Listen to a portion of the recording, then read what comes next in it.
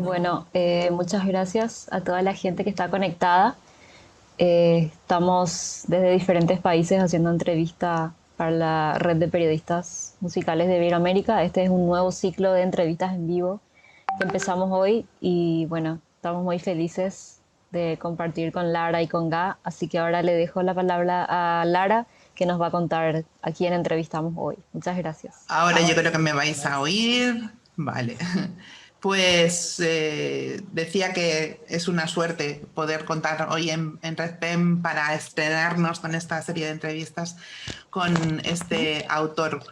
Una carrera larga, una banda que sigue considerándose de culto, que se llamaba Mecánica Popular, discos en solitario que forman parte del imaginario chileno, con los que le ha premiado la crítica, pero también con los que ha sellado casi un pacto de sangre, ¿no? Con su audiencia, con buena parte de su audiencia, que le sigue muy fiel desde el principio, desde aquellos primeros discos, Pánico o Acuario, discos atrevidos como el vanguardismo neofolclorista de Retrato Iluminado, un disco doble, giros de guión inesperados como Harmony Lane, con el que recorrió todo Chile con su banda, pero también con otra banda paralela casi de músicos estadounidenses con los que había grabado y tocado en directo también en USA, colaboraciones con orquestas sinfónicas, con la música de Víctor Jara, con su propia música, con estrellas de otros países. Abrazo de Hermanos ha sido uno de sus grandes éxitos y fue premio Gardel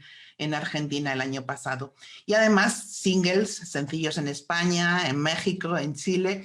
Y la verdad es que si sigo enumerando, solo con la discografía voy a agotar el tiempo de la entrevista y del Zoom. Así que, bueno, Manuel García es todo eso. Y ahora también es este que vamos a presentar, que se nos presenta desnudo, con guitarra, a un año de los 50, cumpliendo una suerte de plan, casi de estrategia del adolescente de 14 años en Arica. Así que Manuel García, bienvenido a Red Pem y nada, muy felices de recibirte, de que nos digas hola cuando aparezcas tras esa pantalla. Si es que lo conseguimos. Si es que conseguimos, sí, ya lo hemos conseguido. Ahí está. Hola. Estaba enumerando todos tus éxitos. Lo escuchaba. Vale. Muchas gracias, Lara. Aquí ya, buenas tardes, sé que buenas noches, por ahí en alguna parte del territorio también del mapa. Gracias, Gabriela, gracias, Mavi, por esta conexión. Yo decía que todo esto nuevo que planteas en el nuevo disco, en Compañera de este viaje, se ha hecho además después de unas importantísimas revueltas sociales en Chile, de gran alcance, de alcance mundial, y en medio de una pandemia. Entonces mi primera pregunta es si eres un valiente o eres un suicida, Manuel García, porque...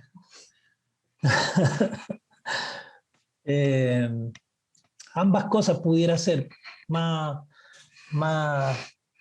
suicida artístico que valiente, yo creo. No, pienso que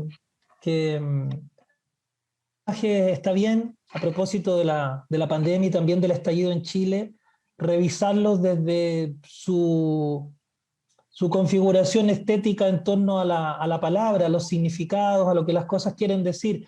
Tanto la pandemia con el estallido han venido a resignificar en general la escena en la que todos estamos viviendo, tanto como especie humana, así como en las realidades culturales de cada uno de nuestros países, y pienso que el lenguaje es un buen taller donde trabajar aquellas palabras con las que vamos a enfrentar el futuro y también revisar aquellas palabras y frases y la semántica histórica de cómo estaba construida nuestra pulsación con respecto al presente también, a lo que es importante, a lo que no, a lo que defendemos, a lo que no, a los viejos paradigmas, a los nuevos paradigmas. Entonces ese enfoque creo que está bien realizarlo de manera muy humilde en el sentido de la artesanía que trabaja desde el lenguaje, el idioma, desde la lírica, que es parte de una canción, así también como digo, de esa historia que también está atravesada por una especie semántica muy emocional, que es el valor que la música le otorga a las palabras, ¿no? La música también como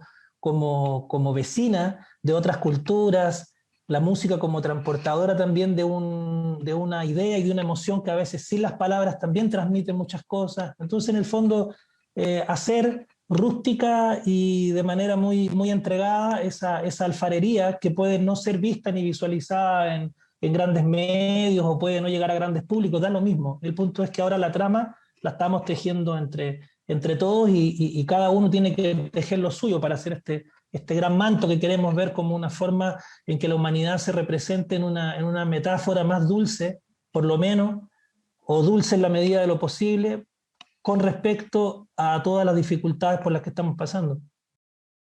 Nuevas inspiraciones, ¿qué son las cosas que te asombran hoy en día? Me gusta mucho actualmente el trabajo, como decía, que es revisionista y que revisa el lenguaje y que también revisa las perspectivas históricas y artísticas a partir del traspaso del relato oral.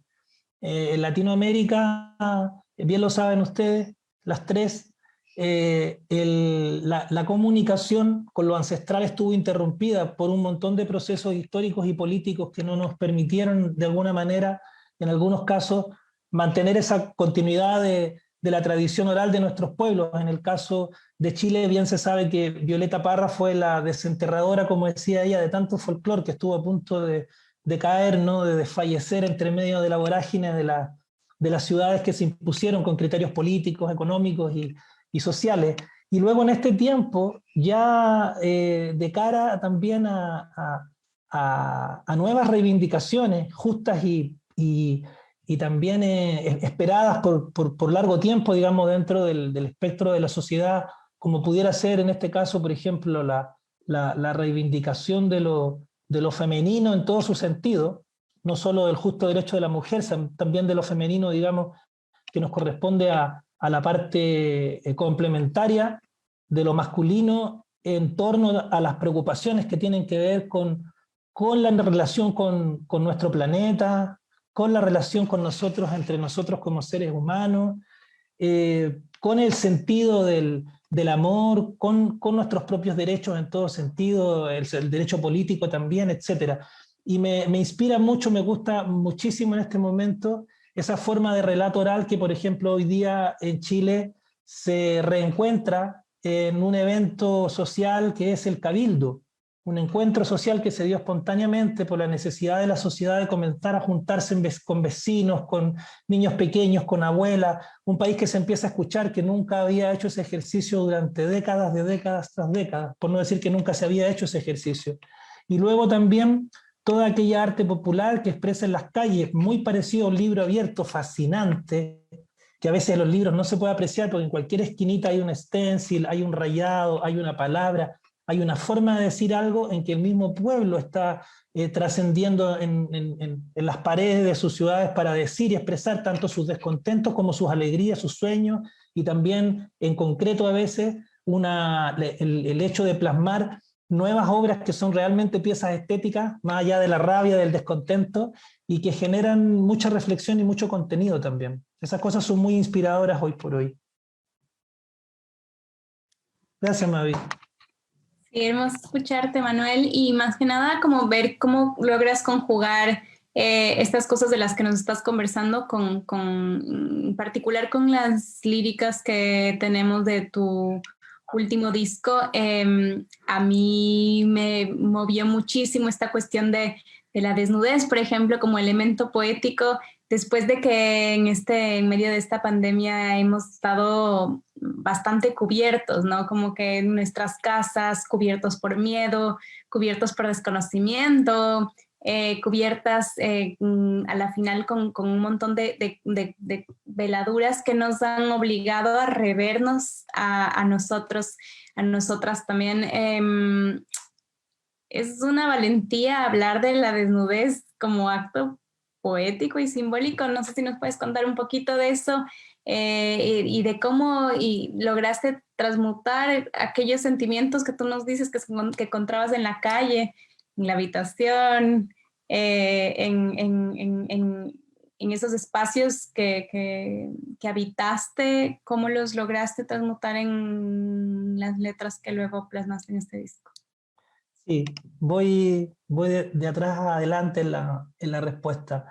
Eh, el disco también quiere ser un contorno de lo no dicho, de lo que no está expresado en las canciones, que tienen que ver con toda una corriente que yo diría que está alimentando también un pensamiento que, si lo apuramos un poquito, pudiera ser un pensamiento filosófico profundo que la misma sociedad va forjando.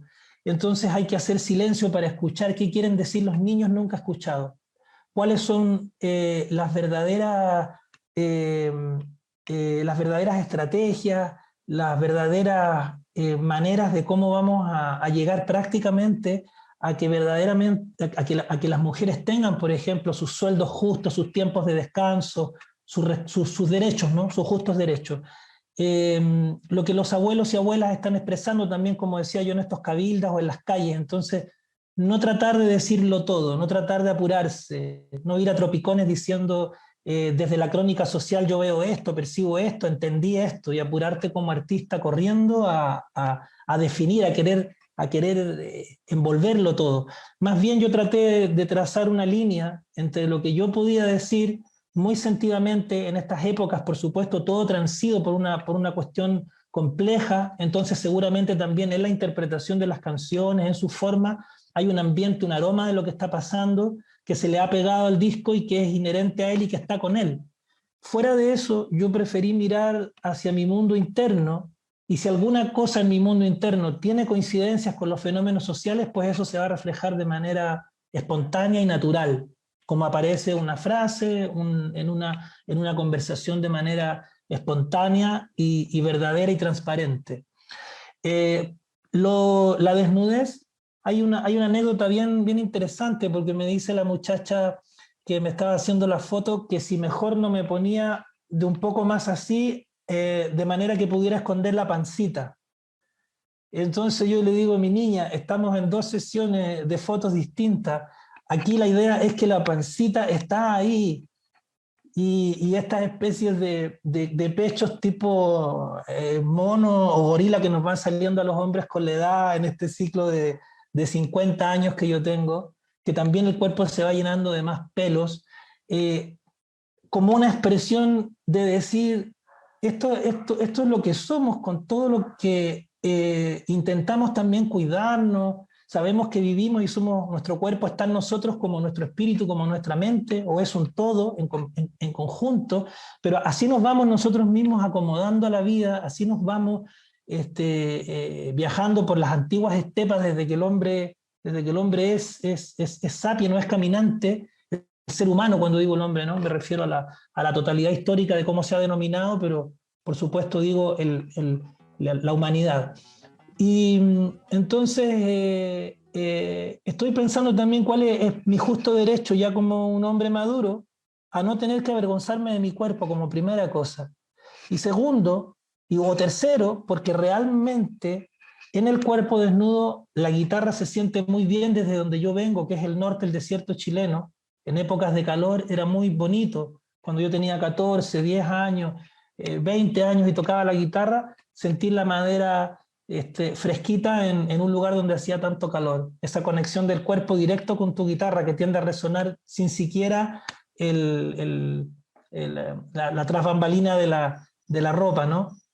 Esa barrera. Entonces, en ese gesto que tenía que ver también con que este disco plasma el plan de un muchacho adolescente que lo puede grabar después de 4 décadas casi, por una cuestión de responsabilidad artística también. Entonces, por todas esas razones, el desnudo para mí era importante que estuviera medio primitivo, un poco cómico, un poco provocativo, un poco reivindicativo también, o sea, con un poquito de todo, finalmente un solo cuerpo puede ser el mosaico de un montón de intenciones. No sé si de cosas en concreto, pero por lo menos tras ese gesto están esas intenciones. Sí, exactamente. Me dejaba pensando muchísimo que llegaba a ser un gesto que puede trascender en un tema de la imagen, a luego solamente empezar a repercutir en estos sentimientos que las otras personas pueden tener al escuchar una pieza. Y de la misma forma, bueno, creo que hemos estado nosotros también resonando en nuestras propias formas.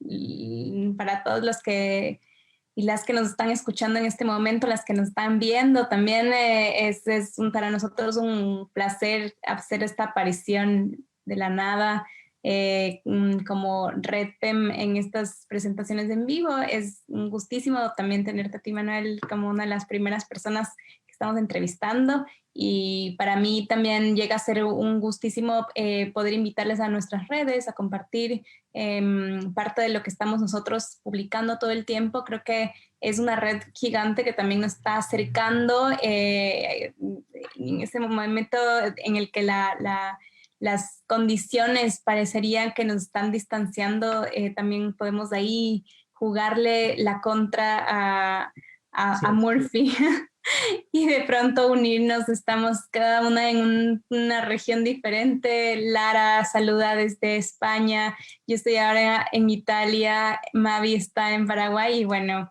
Manuel está hablándonos desde Chile. Entonces creo que esa es una linda coincidencia poder confluir en este momento. Vamos con la siguiente ronda de preguntas. No sé si quieren, no sé, Lara, a ver, continúa, por favor. Estaba deseando hacerla, porque era un poco al hilo de lo que estabais comentando con Manuel García. Yo quería hablar un poco en esta época en la que se celebra tanto la música que no es música. Bueno, hay una parte aquí en este disco que tiene que ver con esa modernidad que también está conjugada con lo vintage, ¿no? La sonoridad es un homenaje a cómo se hacían los discos antes, es el registro en mono, tomas sin edición apenas, cinta abierta, reverb, 4 pistas, en fin, toda esa dinámica casi antigua, ¿no? Joe Boyd seguro que estaría encantado con haber grabado un disco así. Es un disco que busca deliberadamente la producción de las construcciones sonoras que nosotros amamos del pasado, y eso lo convierte en algo muy en el presente, lo arraiga en el presente. Y por otra parte lo convierte en algo también muy desnudo, muy antropológicamente primitivo, como decíais, y también, como decía Tomás, tu coproductor en este disco, habla de la crudeza y de la sutilidad de hacer una guitarra un hombre, y solo una guitarra y solo una voz, ¿no? Con toda esa poesía, con toda la poética que tiene, que también se traslada a la música, porque la guitarra es un alarde en este disco. Yo no sé si se aprecia porque a lo mejor no somos, bueno, pues no somos músicos todos los que seguimos a los grandes músicos y a los no tan grandes, pero yo creo que se aprecia perfectamente que, bueno, a lo mejor ha sido también la pandemia que has podido practicar mucho, Manuel, no lo tengo claro. Sí, bueno, hay una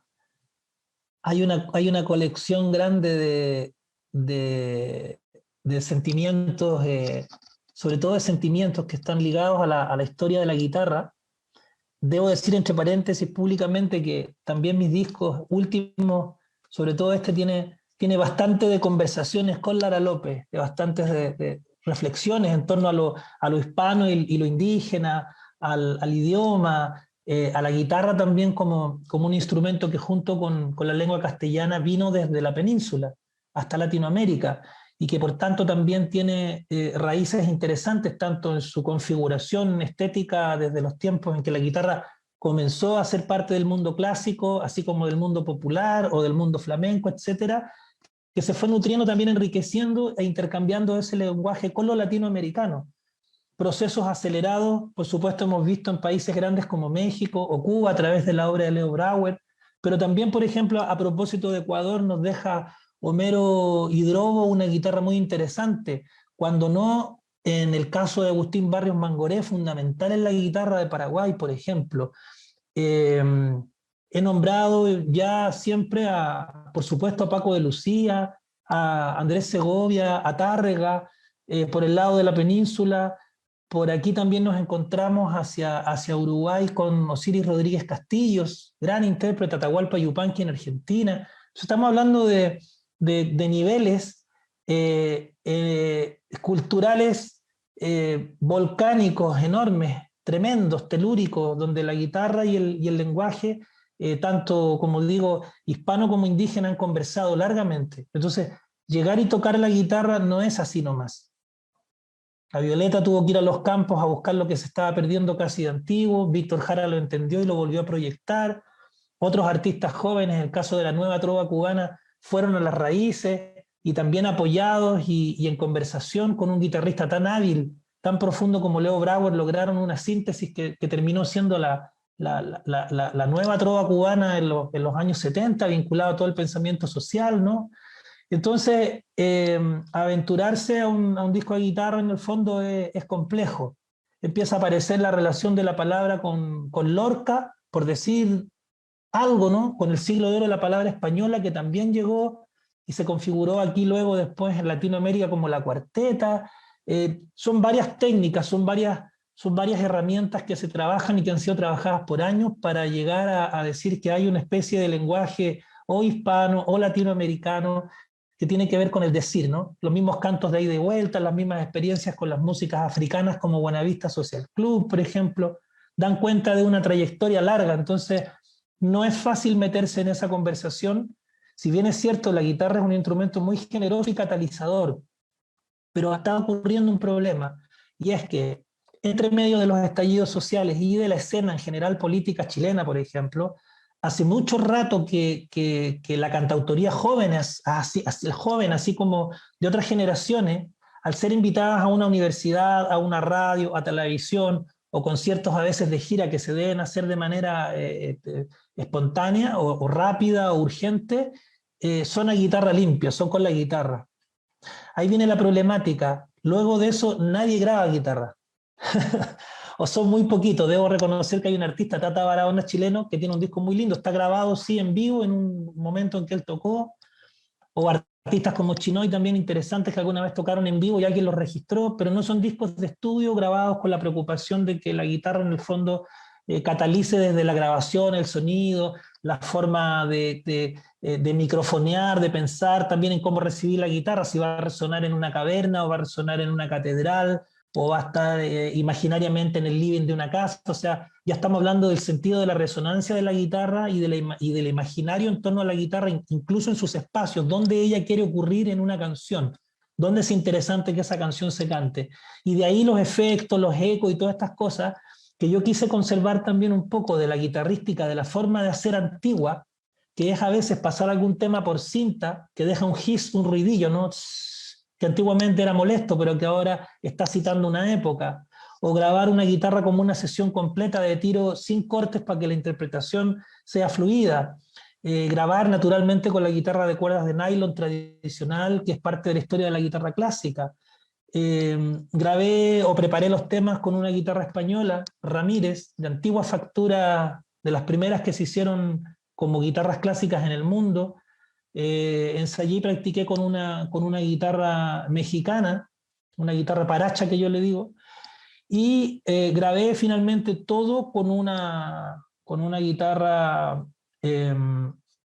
chilena, Mardones, hecha por aquí cerca de los campos, que también me dio la posibilidad de tener una voz que me conectara a mí por lo menos con lo antiguo.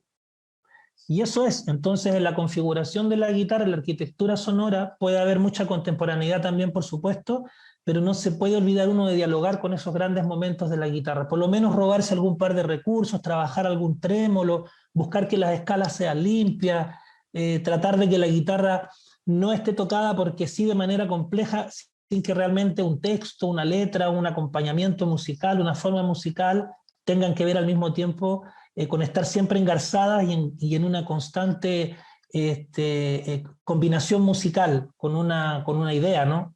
Con una idea también que al principio lo decía, que es como una semántica que se produce a la hora de relacionar las palabras entre sí, en la que la música también dice mucho. Entonces, finalmente esa responsabilidad o esa visión y esa perspectiva es la que a mí me ha mantenido casi 40 años buscando elementos para poder aprender a cantar con guitarra, tratar de dialogar con estos grandes personajes y almas que han iluminado también tanto la el sentimiento, el pensamiento y el hacer de nuestros pueblos a través de su trabajo. Todo muy humildemente, ¿eh?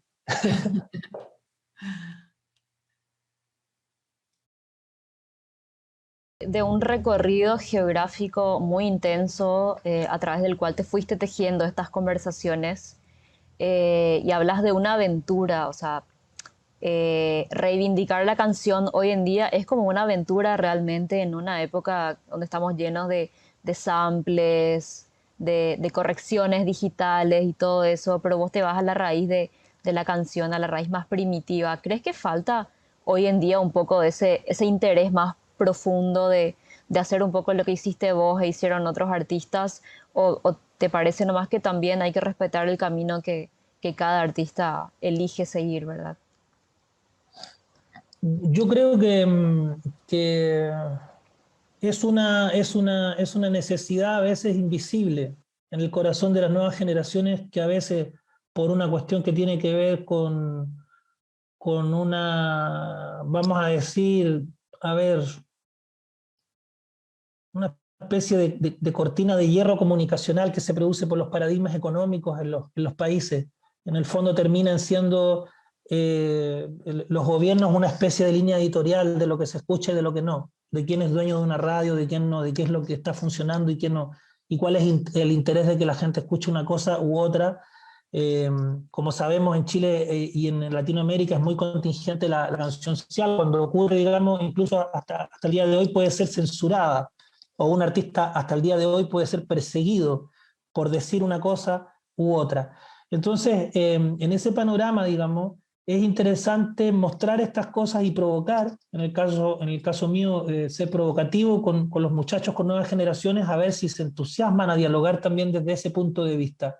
Lo que no quiere decir que no podamos bailar también en una fiesta, en un momento, alguna canción rítmica que esté hecha con bases y secuencias electrónicas, o que no haya contenidos en nuevos lenguajes como el hip hop, el rap, incluso el trap, que está variando un poco ahora a decir cosas con un poquito más de sentido que solo el erotismo así a tontas y a locas. Y también el freestyle, donde los muchachos descargan mucho de lo que van mirando, sintiendo, y que todas esas ráfagas de imágenes también componen un cuadro muy interesante, sonoro y de textos, etc. O sea, yo me he acercado también mucho a esas generaciones por una cuestión de la tras bambalina artística, de los festivales o de situaciones donde uno se va encontrando con personas, con corazones, con mentes y también con formas y contenidos. Entonces soy muy respetuoso de esa escena, pero me gustaría llamar también a la atención, digamos, no sobre mi trabajo, sino que a través de mi trabajo, hacia estas especies de luminarias que no hacen nada más que compartirnos mucha sabiduría, que nos hacen señalarnos a otros. Por lo general, si uno escucha a Atahualpa Yupanqui, Silvio Rodríguez, Violeta Parra, o si se mete en el mundo que tiene que ver no sé, con todas esas formas musicales como el canelazo, por ejemplo, en Ecuador, las músicas de mismo Paraguay, ¿no? Las músicas antiguas de España, uno llega inevitablemente al campo, y en el campo se llega a las raíces, sea las raíces indígenas o sea la antigua Hispania, y en ese campo nos encontramos con una palabra en la que, ya lo hemos conversado esto con Lara, el lenguaje tenía un valor muy importante. La palabra era la que servía para entretenerse, la palabra servía para transmitir conocimiento, para entender el mundo, para despedir a un ser querido, para recibir a un niño. La palabra, la canción y el relato oral eran parte de rituales que iban alimentando en el fondo la vida del día a día. Eso no tiene por qué no ocurrir en la ciudad. No tenemos por qué dejar de tener ese lazo entre nosotros como seres humanos a través de la palabra. Entonces, si hay mucha forma y poco contenido, es lo que se puede ir desgastando. Y es en el fondo, si quisiéramos decir, la guitarra, un antídoto para aquellas cosas que de pronto nos ponen incómodos en la incomunicación que a veces puede generar también el bombardeo de estas informaciones musicales o artísticas que a veces parecieran no tener mucho trasfondo, mucho peso. Manuel, casi por alusiones, voy a hacerte una última pregunta porque creo que se nos está consumiendo el tiempo muy rápidamente. Qué pena. Esto que estabas contando, Ha Sí, sido está muy, madrugando. ha sido muy interesante también en las conversaciones con Guy y Mavi preparando esta entrevista porque salió mucho el tema de que estuvieras trabajando con gente joven, también tus hijos me imagino que hacen mucho, ¿no? Son bastante responsables de que o bien de que conozcas el sonido o bien de que te intereses por esa escena, pero yo quería ampliarla un poco pues ya como una respuesta más cortita porque nos vamos a tener que ir. Tú escribes poesía, aparte de cantar, de escribir canciones, escribes poesía y ensayo, pintas. ¿Cómo es el diálogo con otras artes? ¿Lo mantienes vivo? ¿Te influye, te nutre? ¿Lo nutres tú? ¿Lo provocas tú? ¿Haces que eso suceda? ¿O te dejas llevar? ¿Cómo funciona ese otro diálogo? Sí, yo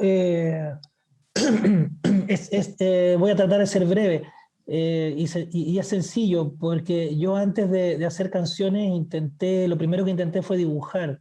Quería ser pintor de muy niño, me interesaba mucho la pintura. Entonces la pintura inspiró muchas de mis imágenes, desde las más terribles de Goya hasta las más dulces que se pueden encontrar o especiales en un cuadro, voy a decir especial en un cuadro de Magritte, o pensando, por ejemplo, en Osvaldo Guayasamín, lo indígena, la tierra, la comunicación. Eh, También hay un pintor ecuatoriano, Homero Hidrobo, que trabajó mucho también con el tema del indigenismo, sin ser el indigenista directamente. Uno veía eso en los libros, ¿no? La forma en que Rembrandt o Van Gogh abordaban la luz como una temática también muy filosófica en su pintura. Bueno, todo eso es lo que a mí me impresionó cuando niño y después pensé que iba a ser escritor como García Márquez o poeta o cualquier otra cosa que tuviese que ver con el mundo del arte y en todas fui fracasando. Músico por sí mismo también, tal vez sin la palabra, en algún minuto dije, no, me voy a dedicar a la guitarra clásica abiertamente y la estudié durante años, siempre con la posibilidad tal vez de no tener que cantar. Y luego, y finalmente, es mi nutrición del día a día, ¿no? Yo no puedo vivir sin concebir cuando estoy seco, por ejemplo, y me inspiro definitivamente en García Lorca, no hay otra forma, o directamente en la danza o en la filosofía de la desestructuración del arte clásico que hizo Rodin para darle paso a una nueva escultura y una nueva forma de mirar la estética tridimensional que el ser humano tenía de sí mismo y de sus preguntas con respecto a la estética. Entonces, todas esas cosas que tienen que ver con otras artes finalmente terminan siendo los nutrientes fundamentales para que uno pueda deambular por el mundo del arte así un poco sonámbulo, un poco desvelado, buscando algo que trascienda o que te deje un sentido, una vibración, una sencilla resonancia, nada más que eso, pero siempre como espejo tratar de encontrarse en un espejo amoroso, digamos, en el fondo, que es la iluminación que producen otros artistas. Ahora sí, estamos, bueno, después de unos problemas técnicos. Creo que estas cosas Ya. no pueden suceder sin que pase algo como esto, ¿verdad? Así que creo que podemos continuar con la charla. Así que Lara, te cedo nuevamente la posta. Te lo agradezco, pero yo creo que le voy a pasar la pelota a Aga, que tenía una pregunta, ¿no? Agazapada ahí. Y Sí, no, Gabriela, todo tuyo. muchas gracias, ¿no? Qué lindo estar igual de todas formas, perdón por las cuestiones técnicas, son cosas que nos Parte de los están tiempos, es parte de los tiempos. sucediendo. No, yo quería continuar un poco la línea de lo que estamos conversando sobre esta necesidad de estar contando las cosas y de esta lo imposible que es negar nuestra naturaleza de contadores de historias. Y en ese sentido quería saber cómo, en tu opinión, sí, qué papel tiene en este momento la canción de autor, qué valor tiene también en un momento en el que, como decía Mavi, también hay muchísima más rítmica que poesía, donde también los sonidos a veces parecen ser como muchísimo más sencillos, dentro de los artefactos. Entonces, no sé si nos puedes contar también cómo has encontrado también ese rol tuyo de una persona que está por ahí incluso deshaciéndose de los instrumentos en vez de seguir añadiéndole un track a la fórmula. Entonces, no sé si nos puedes contar también tu experiencia desde una persona que ha estado también viendo cómo va cambiando y modulándose otras escenas paralelamente a la tuya. Tiene una función particularmente humilde, pero que cuando resulta ser muy potente, el sentido de la cantautoría, cuando piensas que lo que se va diciendo, por la antigua tradición que contaba yo recién, de la palabra y la guitarra, cuando esa antigua tradición tiene un relato, es que es parte de una conversación que ha ido de una generación a otra. Entonces, en ese sentido, la consideración que algunos consideran que es algo muy particularmente pesado, engorroso, incluso complejo dentro del mundo de la estética, que es la configuración de la canción concebida desde la música, la guitarra como expresión, la poesía como algo que no tiene que estar presente como un poema en la canción, pero sí la canción referido a lo poético, o desde la poesía también la canción dialogando con la poesía como forma artística, y luego la confianza en que la reflexión sí tiene una parte de ella entregada a la conversación sí o sí en torno al otro, quiere hacer también un ejercicio intelectual. El otro, el auditor, ¿no? El que escucha, el que recibe la canción. En esa persona radica finalmente la relación de la comunicación posible en su imaginación, en su ideografía de las cosas, en su sentimiento, en su conocimiento o preocupación por la historia, por sí mismo y todo. Entonces, claro, la canción de tradición oral se hace cargo de ciertos temas, de ir contando también en tradición oral, ir preguntando también cosas. No todo tiene que estar dicho o contado, pueden ser preguntas. Pero esas preguntas, cuando llegan a un corazón abierto, una mente inquieta, suele ser más fértil la canción dentro de esa disposición que el hecho de abordar y atacar a un otro casi con unas formas de contenidos que presuponen que al otro no le interesa detenerse mucho en una letra o en una melodía. Entonces ahí vienen las acusaciones, ¿no? Al cantautor, que algunos ponen como una especie de letrero, burlándose del hecho de que mucho pensamiento, mucha melodía, mucha reflexión pueden resultar o pretenciosas o no logradas, o finalmente también de frente aburridas y en una especie de lacónica muerte estética.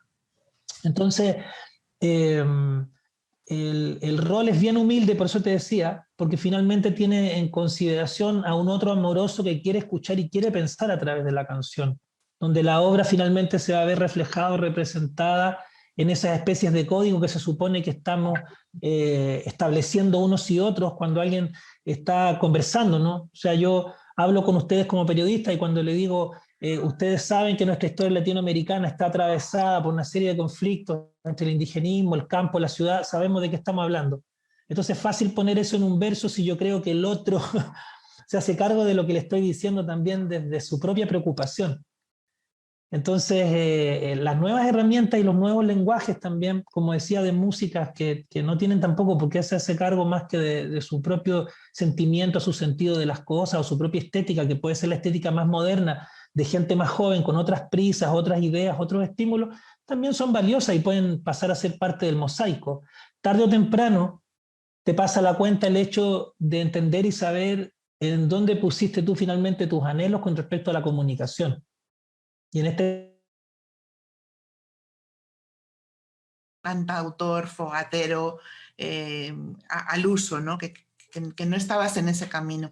Y hablando de caminos, tú habías anunciado, llevas un tiempo ya grabando canciones, tus canciones, probablemente tus hits, con compañeros que te has ido encontrando por el camino, ¿no? Con Silvio Rodríguez has grabado una de tus canciones más emblemáticas, también con Mon Laferte, La danza de las libélulas, en fin.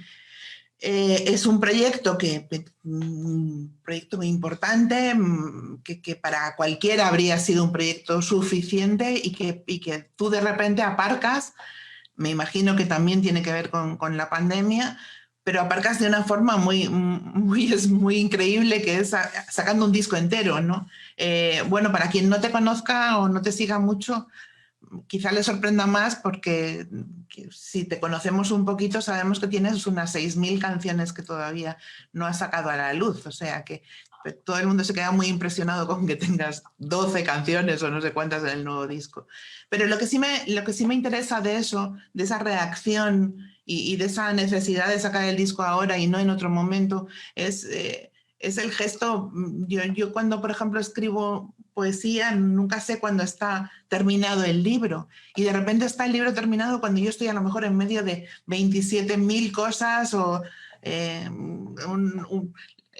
momento menos adecuado. Yo no sé cómo se vive, con qué urgencia vive un artista tener que sacar un disco de esas características y además un disco tan especial como es este que estás ahora compartiendo con nosotros.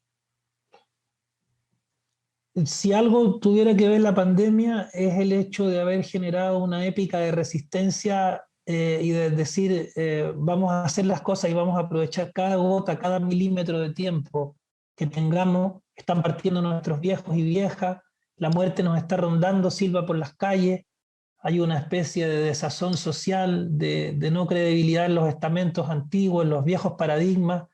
Entonces, por suerte, y Lara lo sabe, yo venía practicando muchos de los recursos guitarrísticos de lo que está expresado en este disco de hace mucho rato. O sea, país por el que pasaba, espacio que tenía, estoy sacando la guitarra y practicando y tocando. El disco idealmente yo lo hubiese grabado una parte en España, que íbamos a girar ahí el verano pasado. Luego hubiese grabado otra parte en México, Puerto Rico, con mis amigos, siempre a guitarra limpia, pero los estudios de la gente querida, ¿no? Hubiese grabado, por supuesto, ojalá en Perú otro par de temas, y me hubiese encantado haber hecho un mosaico de Caminante, de canciones grabadas a guitarra, donde venía yo en distintos países en el fondo y en distintos estudios, generando un concepto con los mismos ingenieros y amigos músicos que me hubiesen dicho, no, mira, yo creo que el tema vamos por aquí, vamos por allá. Y siempre hubiese sido voz y guitarra, pero hubiese sido parte de ese recorrido del disco Caminante. Tal vez hubiese aparecido como canciones anexas, a pie de página, de las otras colaboraciones en los mismos países. Pero se dio así, ocurrió así, y sonó esa campana de plazo, que no es un plazo fatal, sino que es el dulce plazo, como tú dices, que ya te dice, bueno, la obra y la guitarra te están pidiendo hacerlo. La guitarra ya quiere cantar, ya quiere tocar. Agustín Barrios Mangoré se refería también hacia la guitarra, como yo lo he hecho también hace muchos años, de manera muy espontánea, como si fuera un ser vivo, porque solo ella sabe cuando ajusta sus cuerdas, su volumen, cuando ya no van a chillar las cuerdas recién puestas y tiene un sonido, ya al otro mes no suena igual. Entonces un día la guitarra te quiere y dice, estoy dispuesta, y debiéramos grabar, ella misma te habla. Ya practicaste unos temas y los tienes en la mano y los estás sintiendo. Los tocas 20 veces más y los puedes perder si están en un momento de creación. Entonces ese tipo de cosas que son muy misteriosas también y mágicas, obligan finalmente, y nobleza obliga, como dicen.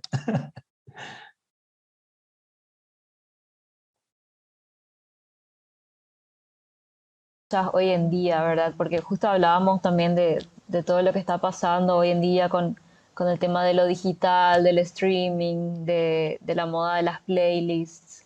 Yo no sé si Manuel García tiene su playlist, escuchas música con tus hijos, sé que tenés hijos también. ¿Cómo es esa conversación, digamos, también familiar? ¿Y qué cosas salen de ese núcleo? Me imagino que también de ahí sacas mucho de lo musical, ¿verdad? Mira, para no hablar de todo, digamos, pero yo soy bien escuchador de todo. Hoy día mismo estaba escuchando a Lolita, hija de Lola Flores, me gusta mucho, por ejemplo, porque me acordé anoche y puse unos temas, y su primer disco de 1976 o por ahí me alucina. Y así, a la Alba Molina, por ejemplo, que guitarra y voz también, que me la presentó Lara. Lola y Manuel, que son un clásico, por decir las muchas que yo pudiera escuchar, pero también pudiera ser que estoy escuchando rock and roll de los 70, músicas norteamericanas, o artistas que van desapareciendo de la palestra, pero son importantes como Alberto Cortés, buscando naturalmente siempre las raíces de la guitarra latinoamericana.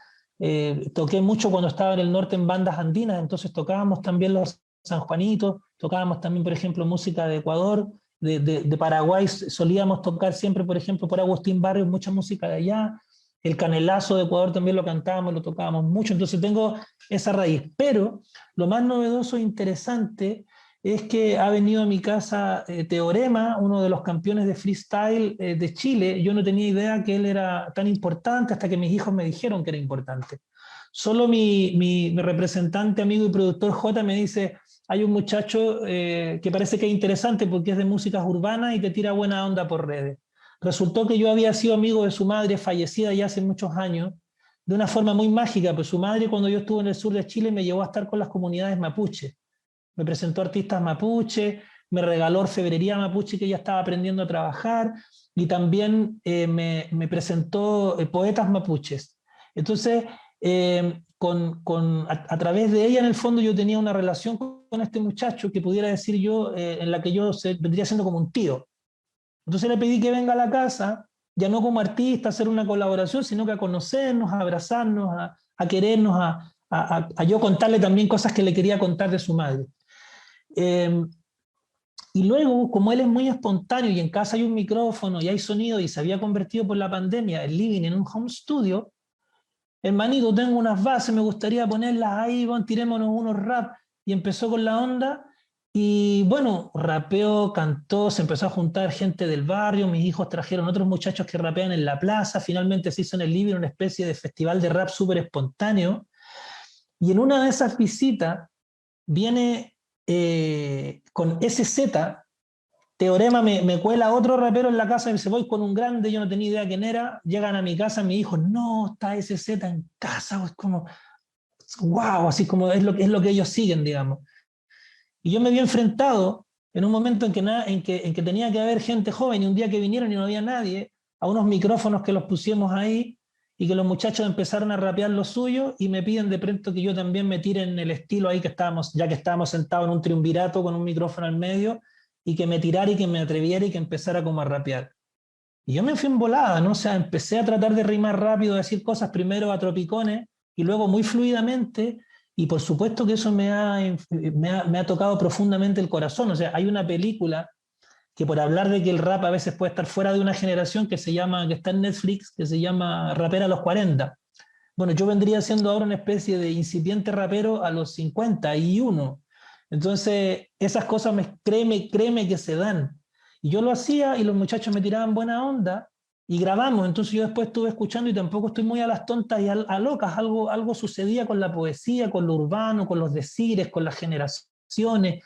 Me sentí absolutamente inerme en un espacio donde estos muchachos son muy hábiles, pero también me sentí muy feliz de poder salir, como siempre digo, como Don Quijote, con mi adarga vieja, antigua y rota, pero con todo el convencimiento de que esa comunicación contemporánea en la música nos puede llevar también a disfrutar de otro lenguaje y de la comunicación intergeneracional.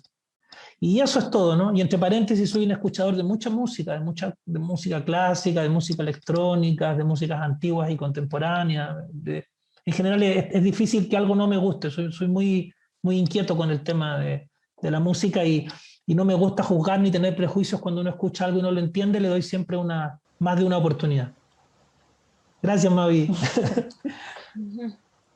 Absolutamente. Y entonces, no sé, yo quería preguntarte un poco justo de ese dulce vértigo del que hablabas también en algún momento y que te va llevando sin predecir tanto, ¿no? No sé si en algún momento si tuviste el plan de hacer el disco o si salió el disco de la nada, dados los factores de estos momentos, y asimismo con esa viada, ¿cuáles serían algunos de los planes con los que tú podrías estar incursando el camino de ese disco, el camino que le sigue a ese disco? También un poco pensando en que ahora, bueno, si bien no hay giras tal cual, hay planes digitales y también hay estas miradas que podrían estarse dando como la que tenemos ahora, que es un tipo más panorámica de A4.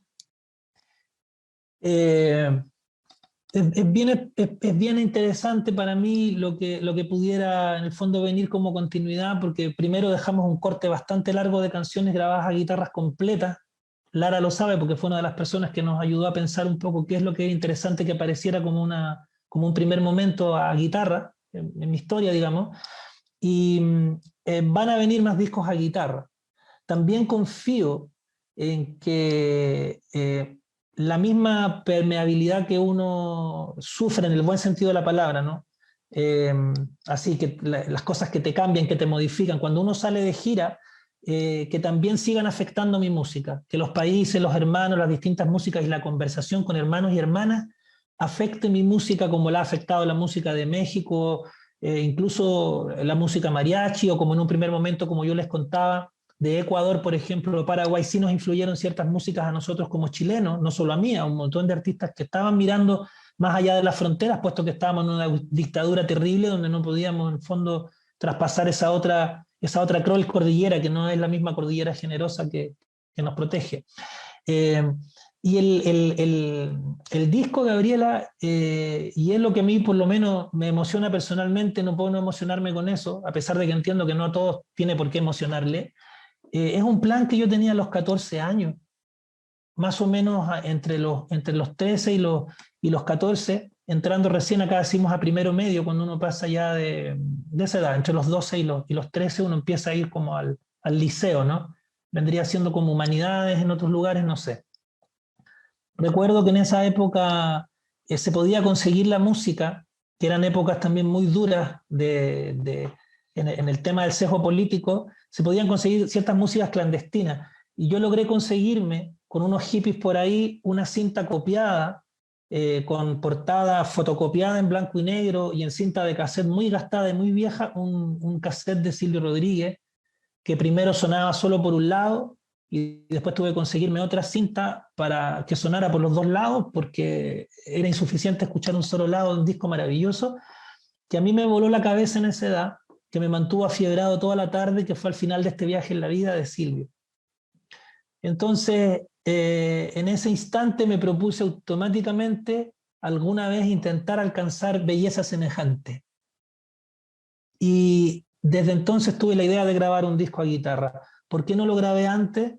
Porque quería estar seguro que lo que fuera a decir, y tal como les comentaba al comienzo de la entrevista, tuviese una relación con un montón de otros artistas que empecé a descubrir después y que empezaron a hacer más complejo el camino. O sea, me di cuenta que había muchos grandes pensadores a través de la guitarra latinoamericana, y que levantar la mano en esa mesa para decir yo quiero hacer un comentario, tengo una anécdota que conversar en esta conversación, porque más que eso no vamos a decir, pero una anécdota pertinente, me demoró casi, como te digo, estos 40 años. Entonces el disco es parte de un plan, y ya para mí, habiéndose abierto esa posibilidad de comenzar de una vez por todas estos discos a guitarra, de ojalá poder continuarlos y ojalá pueda continuar los registros y las grabaciones, como te digo, más allá de las fronteras chilenas, para que se pueda permear todo de música.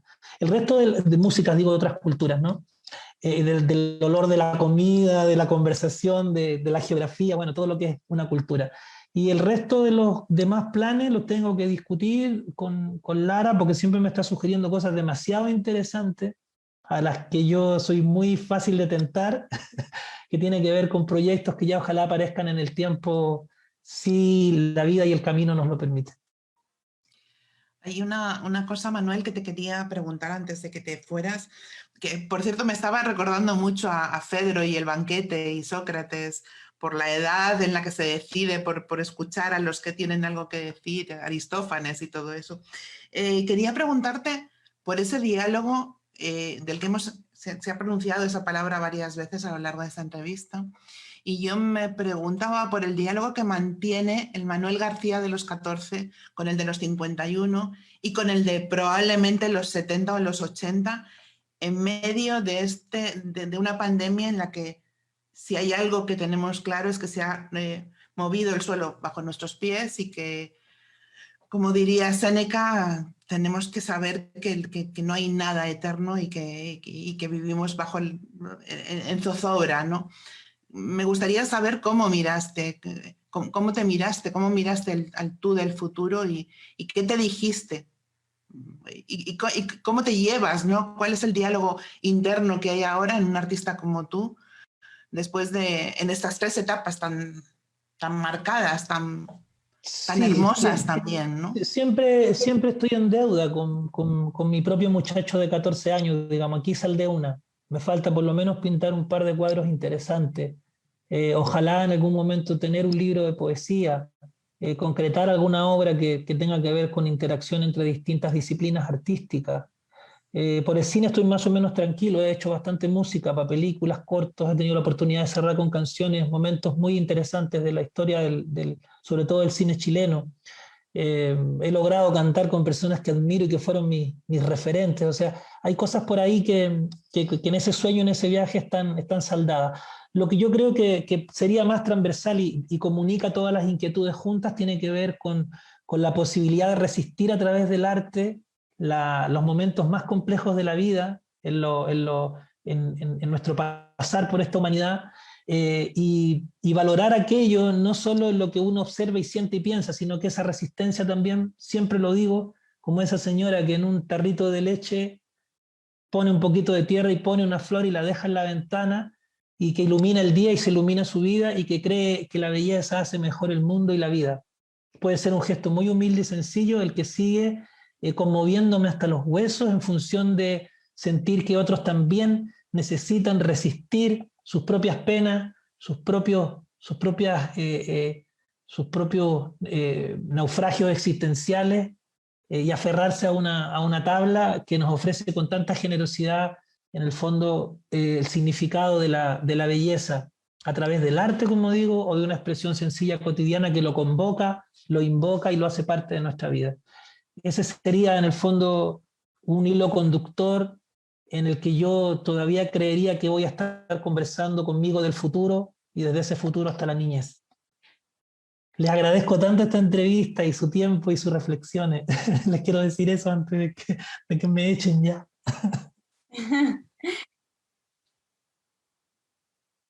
Tiempo, valoramos muchísimo eso hoy en día, también a ustedes, compañeras Lara y Gá.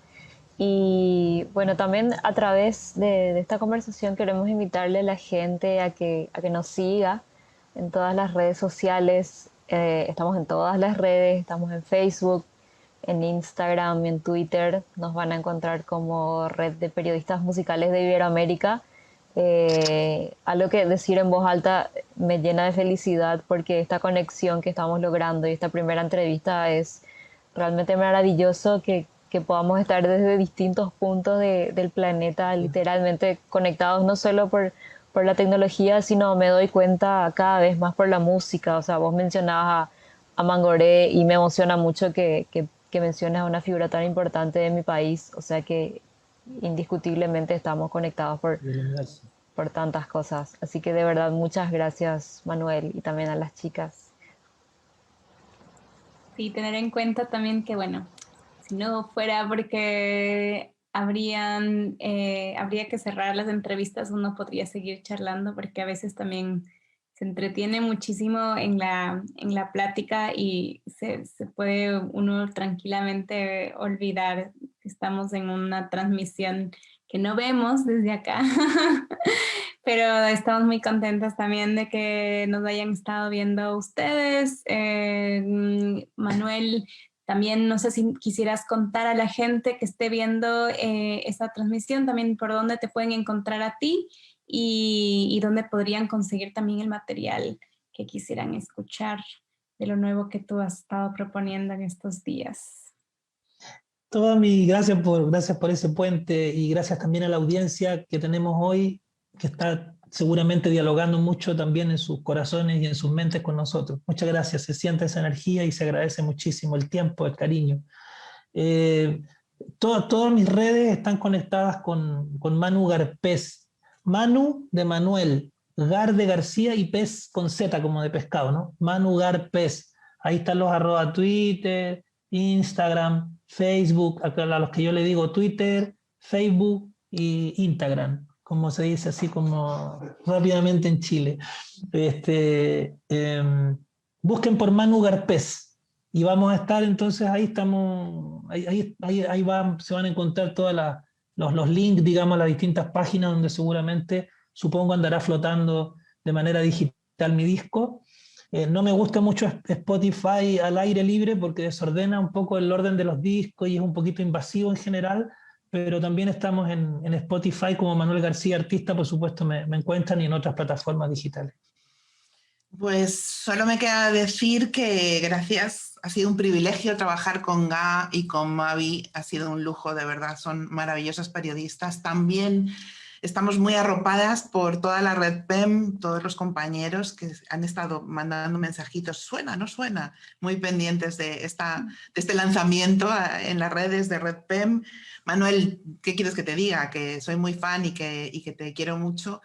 Y quería sobre todo cerrar esto diciendo que la música está en peligro, la cultura está en peligro, que ojalá el trabajo que estamos haciendo todos nosotros aquí repercuta, alguien nos vea y sepa que sin todo el trabajo que están haciendo los músicos y